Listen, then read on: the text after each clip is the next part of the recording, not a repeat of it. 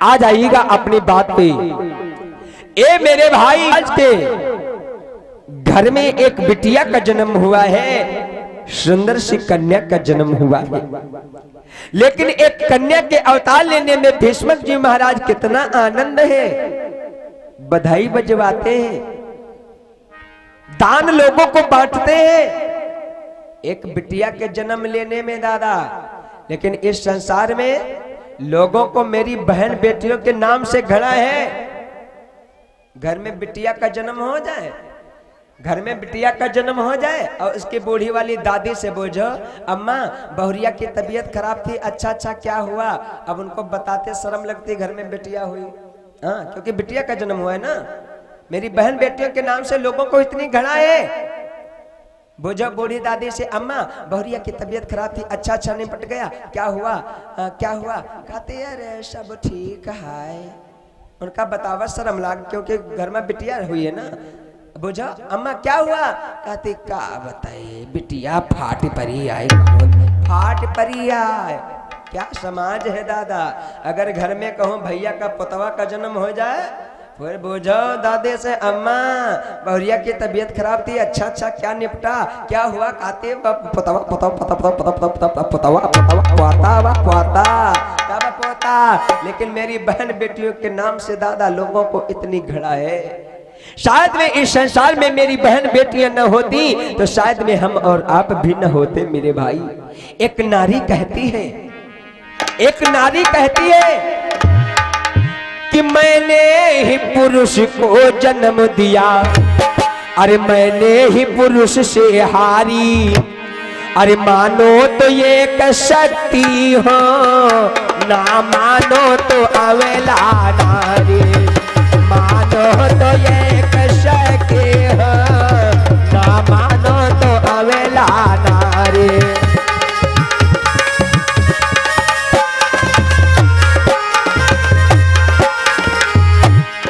एक नारी ही ने मैंने ही पुरुष को जन्म दिया,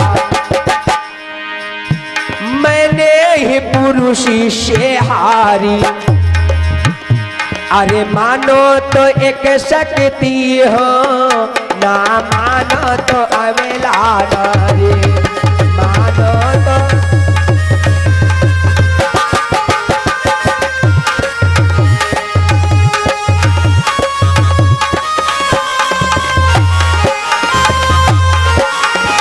और एक नारी ही ने दादा कमाल कर दिया। एक नारी कौन? मैंने ही सीता बनकर रावणी का वंश मिटाया,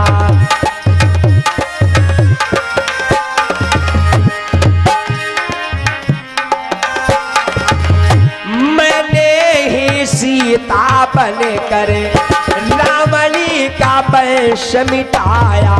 और अरे रतना बने तुलसी को, आए तुलसी दास बनाया, अरे रतना।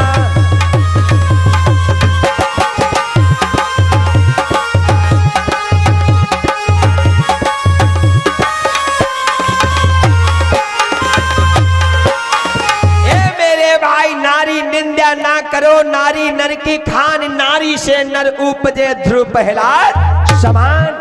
ए मेरे बंधुओं, आज एक बिटिया का जन्म हुआ है। आज संत और ब्राह्मण लोगों को, ज्योतिषियों को बुला बुला करके भीष्मक जी महाराज दान को बांटते हैं, संत लोगों की सेवा करते हैं, बधाई बज रही है आंगन में।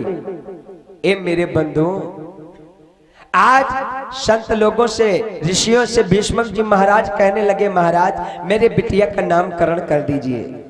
तो ज्योतिषियों ने बताया, महाराज आपके बेटी का नाम आज से रुक्मिणी पड़ता है। वाह वाह, जथा नामे वथा गुणे। क्या नाम है? रुक्मिणी। कितना सुंदर नाम है। जिस प्रकार से उसका नाम है उसी प्रकार से उसका काम है मेरे भाई। भगवान की कृपा से जब वो रुक्मिणी को सयानी हो जाती है तो एक समय की बात है, रुक्मिणी अपने सखियों को बुलाती और कहती बहना सुनो, आज जो मेरा ये मन है ना मेरे आंगन में नहीं लग रहा है, तो मैं खेलना चाहती हूँ। रुक्मिणी अपने सखियों से कहने लगी बहना सुनो सुनो कि मेरो अंगना में मनो नहीं लगी रहो है, चलो खेलियो मेरो अंगना में मनो नहीं लगी रहो है, चलो खेलिया वे मेरो अंगना में मनो नहीं लगी रहो है, चलो खेलिया मेरो अंगना में मनो नहीं लगी रहो है, चलो खेलिया। रुक्मिणी कहने लगी बहना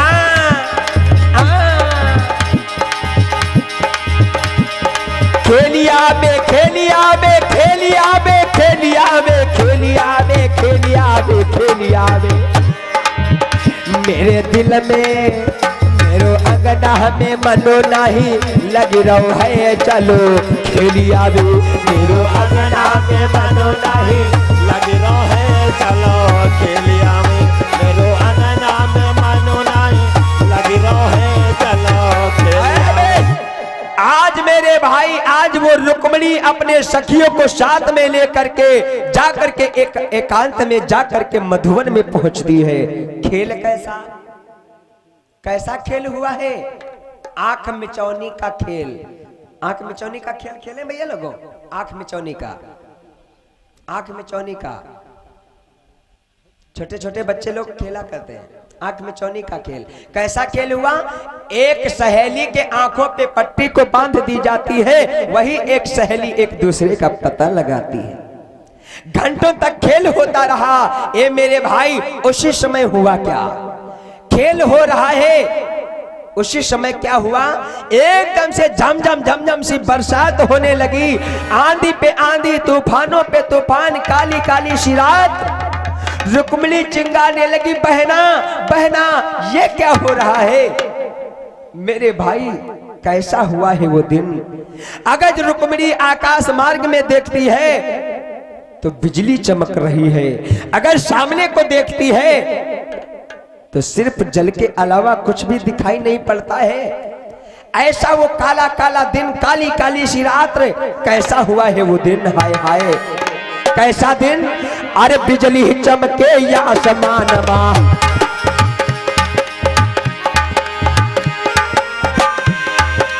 बिजली चमके या आसमान मां, अरे कौंधा होई सरग मह जाए, बिजली चमके या आसमान मां, अरे कौंधा होई सरग मह जाए, महाप्रलय अब दीख पड़त है, अरे महाप्रलय अब दीख पड़त है, रोटी लार पेट नहीं जाए, महाप्रलय अब दीख पड़त है।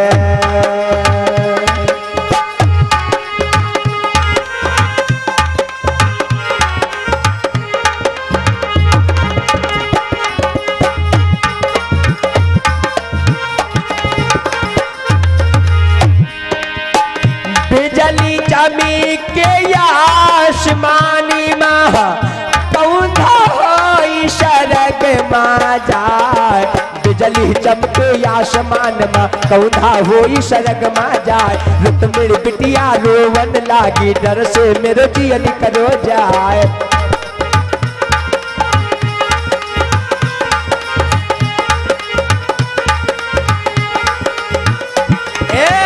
भाई आज एकदम से काली काली सी रात रे, झम झम झम झम सब पानी बरसने लगा। रुक्मिणी रोने लगी बहना भागो बहना भागो। आज रुक्मिणी अपने सखियों को लेकर के अपने अपने घरों को जाती है। ए मेरे भाई इधर रुक्मिणी अपने जाकर के घर में भवन में एक अंटे पे जाकर के चढ़ती है। पहुंच गई अंटे पे। उसी समय उस कन्ननपुरी नगरी में क्या हुआ, उस कुंडनपुरी नगरी में क्या हुआ, एक मागध सूत आया। कहां पे, भीष्म जी महाराज के द्वारे पे, यानी बिटिया रुक्मिणी के द्वारे पे।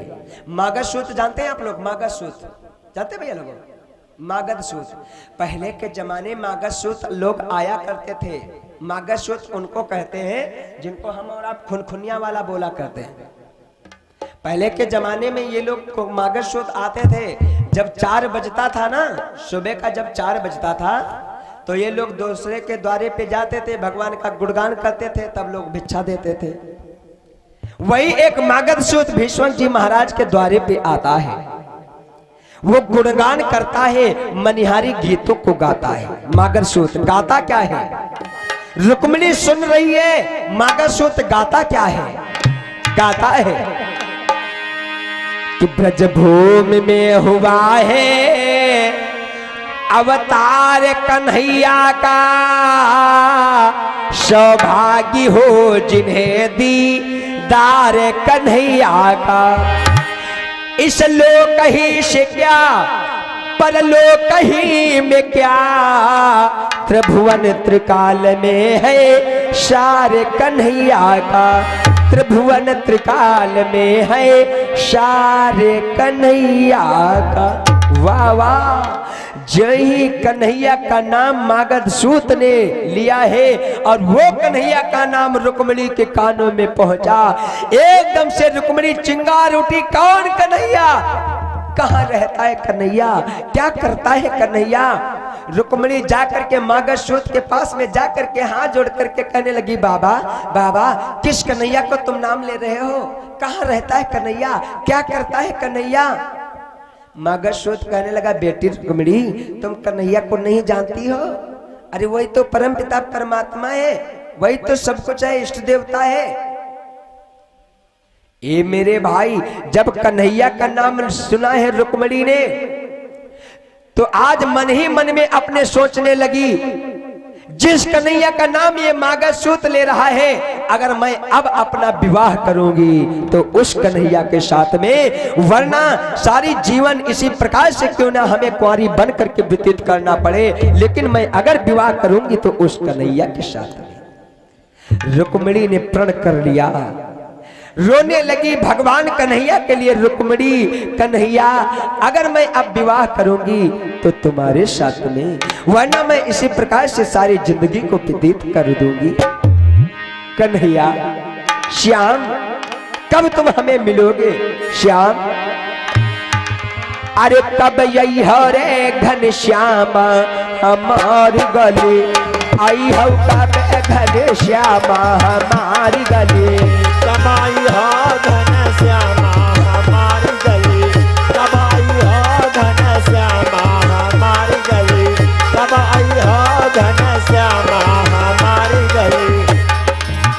आई हो कब घन श्यामा हमारी गली, श्यामा हमारी गली, कब यही हो रे भगवान हमारी गली, कब यही हो रे भगवान हमारी गली। कबाई हरे भगवान हमारी गली, कबाई हरे भगवान हमारी गली।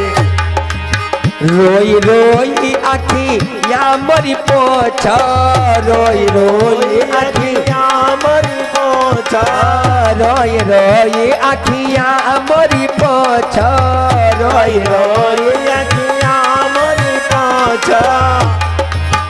कब यही हो घन श्यामा हमारी गली, कब यही हो रे भगवान हमारी गली, कब यही हो घन श्यामा हमारी गली, कबाई हो घन श्यामा हमारी गली, कबाई हो घन श्यामा हमारी गली। ए मेरे भाई, आज रुक्मिणी इस प्रकार से भगवान कन्हैया के नामों को लेना शुरू कर दिया।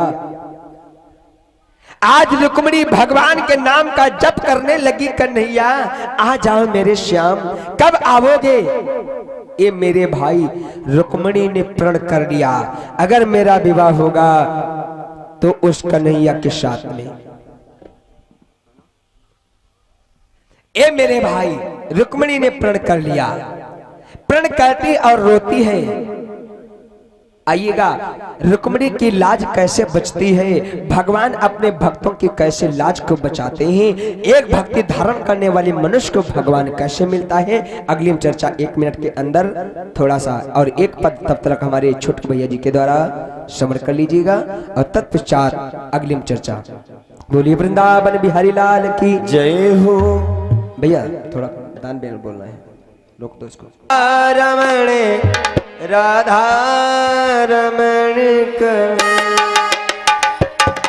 राधा रमण राधा रमण राधा रमण राधा रमण राधा रमण राधा रमण कहो राधा रमण राधा रमण राधा रमण कहो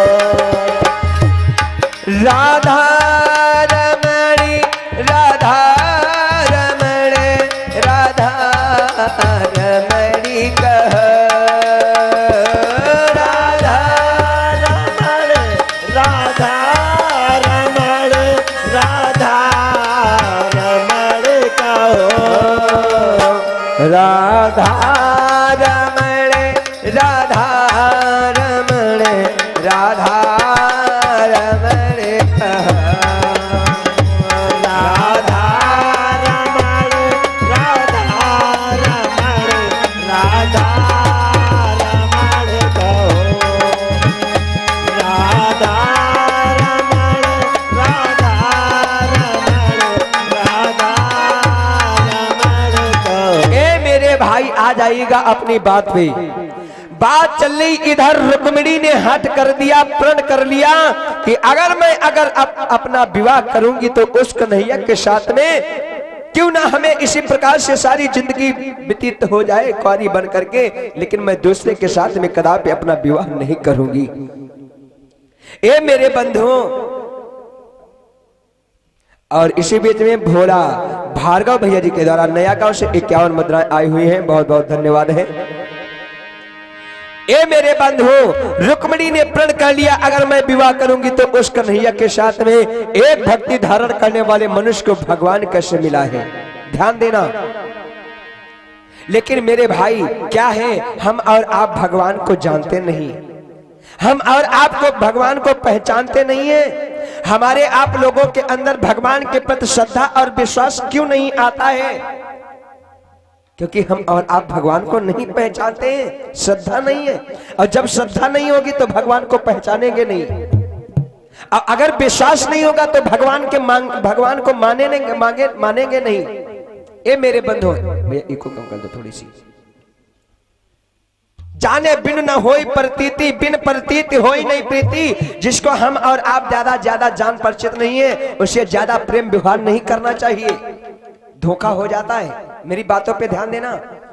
जिससे अगर हमारी तुम्हारी ज्यादा जान परिचय नहीं है तो उससे ज्यादा व्यवहार नहीं करना चाहिए, धोखा हो जाएगा। बताएं कैसे धोखा होता है?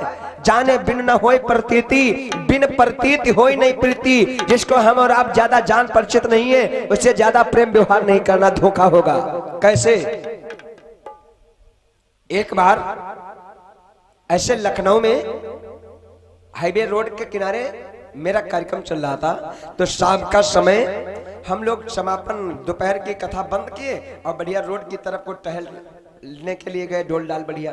तो एक हमारी नौजवान बिटिया उसी हाईवे रोड पे खड़ी है, किसी का इंतजार कर रही है। जाने बिन न होई प्रतीति, बिन प्रतीति होई नहीं प्रीति। जिसको हम और आप ज्यादा जान परिचित नहीं है उससे ज्यादा प्रेम व्यवहार नहीं करना, धोखा होता है। कैसे? सुनो।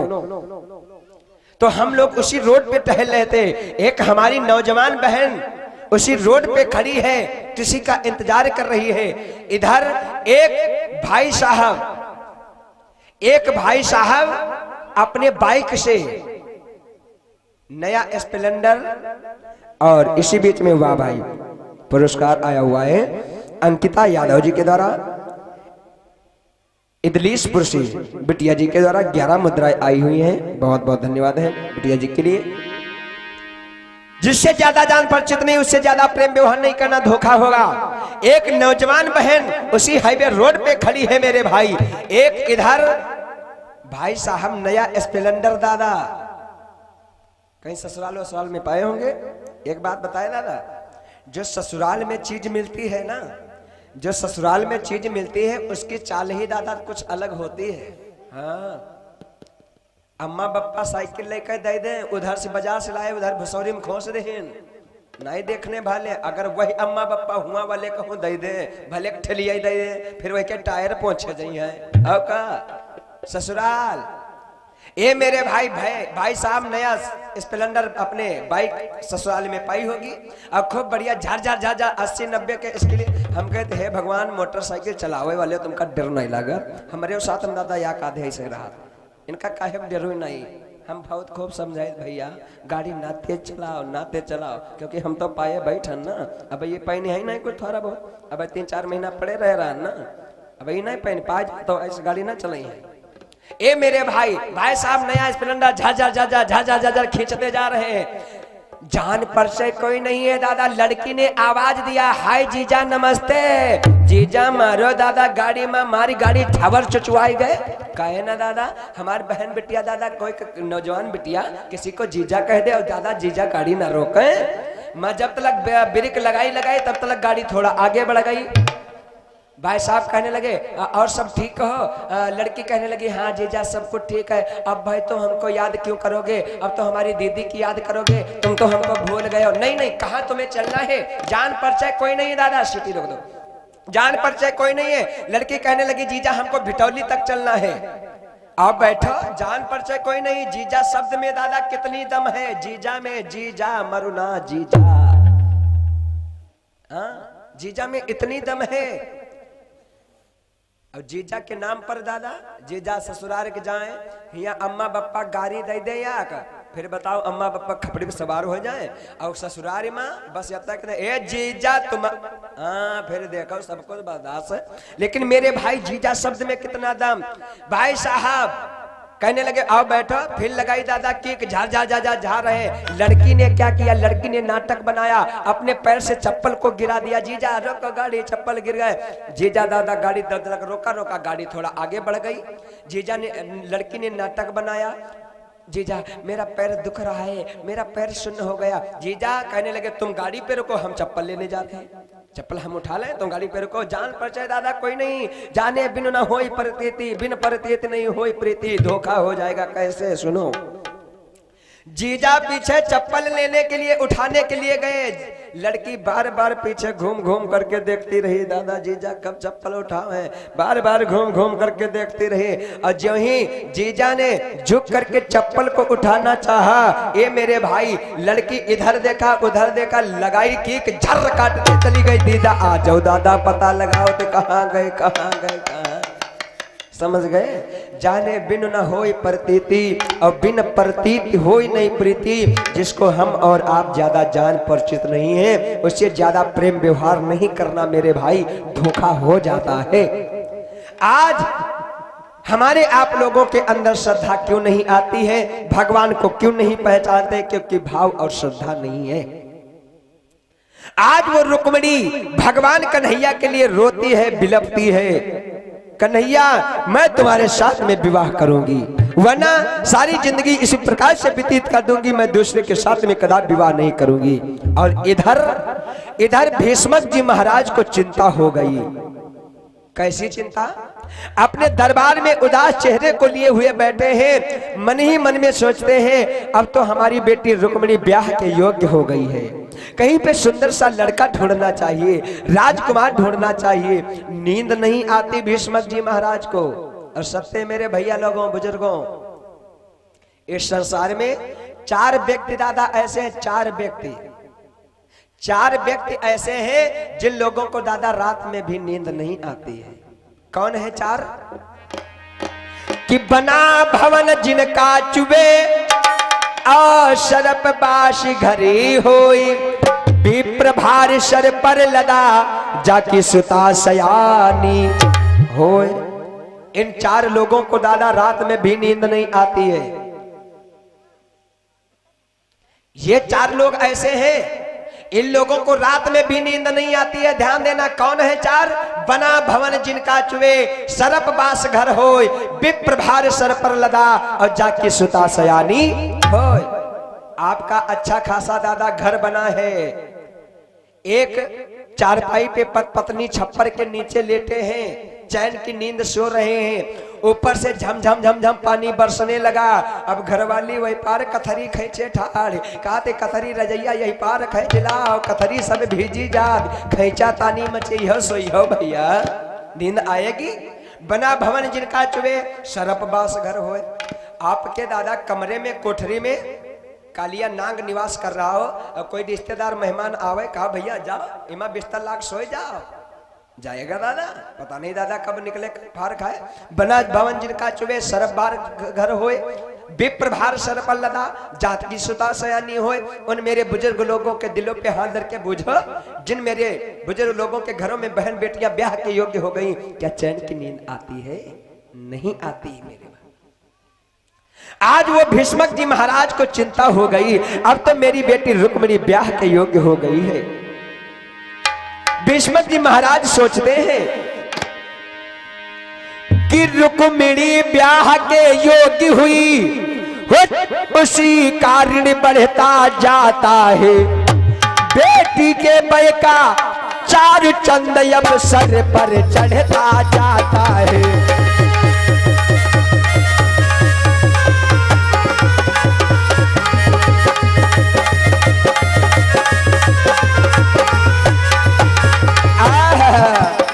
भीष्मक जी महाराज सोचते हैं अब तो मेरी बेटी रुक्मिणी ब्याह के योग्य हो गई है। हाय हाय, रुक्मिणी ब्याह के योग्य हुई उस कारण बेटी के बय का चार चंद अब सिर पर चढ़ता जाता है, अब सिर पर।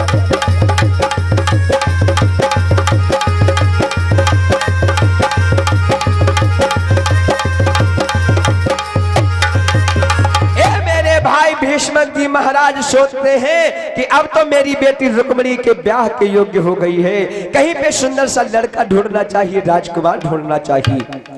अपने उदास चेहरे को लिए हुए भीष्मक जी महाराज दरबार में आंखों में आंसू छाए हैं। कहां पे लड़का मिलेगा, कहां पे राजकुमार मिलेगा जो मैं अपनी बेटी रुक्मिणी के पीले हाथों को कर सकूं। आज भीष्मक जी महाराज से मंत्री और सरदार लोग कहने लगे, महाराज मैं क्या देख रहा हूं, आपका ये चेहरा कली के समान मुरझाया हुआ क्यों लग रहा है? महाराज कि बोलो राजन दिन दिन तेरी हट क्यों दशा बिगड़ती जाती है, हर दिन है बसंत के खिलने को पर कली सिकुड़ती जाती है।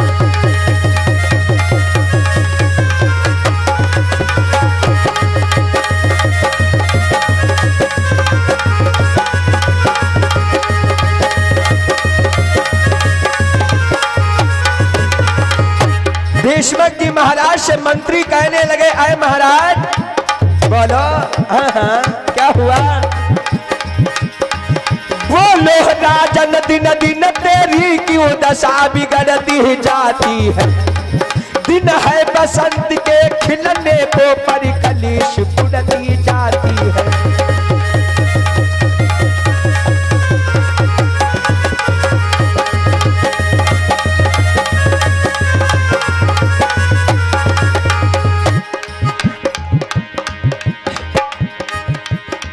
अरे बहुत कठिन है डगर पन घटकी, बहुत कठिन है डगर पन घटकी, बहुत कठिन है डगर पन घटकी, बहुत कठिन है डगर पन घटकी,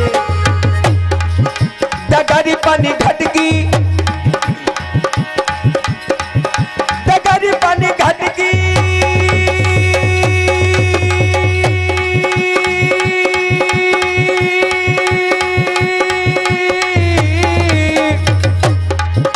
डगर पन घटकी, डगर पन घटकी, बहुत कठिन है डगर पन घटकी, बहुत कठिन है डगर पन घटकी, बहुत कठिन है डगर पन घटकी, बहुत कठिन है डगर पन घटकी, बहुत कठिन है डगर। भीष्मक जी महाराज अपने मंत्री सरदार लोगों से कहने लगे, ऐ मंत्रियों, ऐ सरदारों, सुन लो कान खोल करके, अब मेरी बेटी रुक्मिणी ब्याह के योग्य हो गई है। आज से तुम्हारा लोगों का यही काम होगा, मेरी बेटी के रुक्मिणी के लिए कहीं पे सुंदर सा राजकुमार ढूंढो, एक लड़का ढूंढो जो मैं अपनी बेटी रुक्मिणी के हाथों को पीला कर सकूं, विवाह कर सकूं। बोलो कोई राजकुमार है? ए मेरे भाई, दरबार लगा हुआ है, एक से एक सरदार बैठा हुआ है, एक से एक मंत्री बैठा हुआ है। उन मंत्री सरदारों से भीष्म जी महाराज कहने लगे, बोलो कोई है, कोई लड़का है? एक मंत्री वर खड़ा हो गया, हाथ जोड़ करके कहने लगा, महाराज की जय हो, महाराज की जय हो। महाराज मेरी इच्छा है, मैंने एक लड़का जरूर देखा हूं और बड़ा ही सुंदर सा होनहार लड़का है। कैसा? बोलो बोलो कौन सा लड़का है? महाराज मेरी इच्छा है कि अगर मेरी बहन रुक्मिणी का विवाह अगर पांडपुत्र पांडवों के साथ में कर दिया जाए तो कैसा रहेगा। एक दूसरा सटाक से खड़ा हो गया, बेवकूफ कहीं का। महाराज ये क्या कह रहा है? पांडव लोगों के साथ में मेरी बहन रुक्मिणी का विवाह कराना चाहता है? जिन पांडव लोगों के पास में एक दाना नहीं खाने के लिए, वो मेरी बहन रुक्मिणी को क्या खिलाएगा? महाराज ये विवाह कदापि नहीं हो सकता है। बैठो बैठो। और कोई है? दूसरा सरदार खड़ा हो गया, कहने लगा, महाराज मेरी इच्छा है कि अगर मेरी बहन रुक्मिणी का विवाह अगर जरासंध के साथ में कर दिया जाए तो कैसा रहेगा। तीसरा खड़ा हो गया, हट बेवकूफ तू भी बैठ, जरासंध का नाम ले रहा है। जरासंध के महाराज ये जरासंध के साथ में विवाह कराना चाहता है। और महाराज सुनो, जरासंध की उम्र मालूम है कितने साल का है? वो बुढ़ा हो चुका है, बुढ़ा। अब बुढ़े के साथ में विवाह करोगे? और सत्य मेरे भैया लोगों, ये विवाह कराने वालों मझुआ लोगों, ध्यान देना, पाप लगता है ऐसे मझुआ लोगों को, विवाह कराने वाले को पाप लगता है दादा, ऐसी जोड़ी बनाने वाले लोगों को। हाँ इतना तो ज्यादा चलता है, अगर लड़की 18 साल की है तो लड़का 20 या 22-23 साल का होना चाहिए। और यो ना ये बिटिया हुआ 14 साल के, दामाद का 80-90 साल का, तो उन लोगों को पाप लगता है मेरे भाई। ऐसी जोड़ी बनाने वाले लोगों को पाप लगता है। गौर करना, ऐसा विवाह नहीं कराना चाहिए। और जोड़ी दादा हर एक चीज की अच्छी रहती है। जब जोड़ी ही अच्छी होती है तभी घर में शांति आती है। बैठो, नहीं होगा। ए मेरे भाई, घंटों तक चर्चा छिड़ी रही लेकिन ब्याह कहीं नहीं तय हुआ। और बोलो आए कोई है जो मेरी बिटिया रुक्मिणी के लिए सुंदर सा एक लड़का ढूंढ सके? इतने में क्या हुआ, भीष्म जी महाराज का एक बेटा है। कौन सा, क्या नाम है? भीष्म जी महाराज का एक बेटा है रुकुम, जिसका नाम है रुकुम। जैसा नाम है उसका वैसा ही काम है।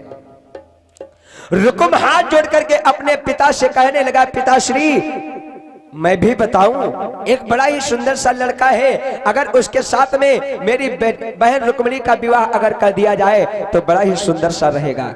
बोलो हाँ बेटा बोलो, कौन सा लड़का है? महाराज मेरी इच्छा है अगर चंदेरी नरेश शिशुपाल के साथ में मेरी बहन रुक्मिणी का विवाह कर दिया जाए तो कैसा रहेगा। एकदम से भीष्म जी महाराज ने अपने कानों में अंगुलियों को डाल दिया, अनसुनी कह दिया, बेवकूफ कहीं का। चंदेरी नरेश शिशुपाल के साथ में तो अपनी बहन रुक्मिणी का विवाह कराना चाहता है। जिस चंदेरी नरेश शिशुपाल ने अपनी बहन का विवाह तेरे साथ में किया है वो तो तेरा साला है, और तू अपने साले के साथ में अपने बहन का विवाह कराना चाहता है। रुकुम कहने लगा, तो पिताश्री इससे क्या हुआ, इससे क्या मतलब? मैं उसके घर को जाऊंगा, उसको जीजा कह लूंगा, वो हमारे घर को आएगा, वो हमको जीजा कह लेगा, रास्ते में मिल जाएगा, राम जुहार हो जाएंगे। हाय हाय, ए मेरे भाई, अनसुनी कर दिया। भीष्म जी महाराज कहने लगे, नहीं ऐसा कदापि नहीं हो सकता है। ए मेरे बंधुओं, घंटों तक इसी प्रकार से जब लड़का कहीं नहीं मिला है, सुखदेव जी महाराज राजा परीक्षित से कहते, अय राजन परीक्षित, भीष्म जी महाराज बार बार कहते सरदारों से, बोलो और कोई लड़का है, लेकिन हुआ क्या, किल बल वैभव कीर्ति सुनाने से, बल बल वैभव कीर्ति सुनाने से कोई भी बाकी रहा नहीं।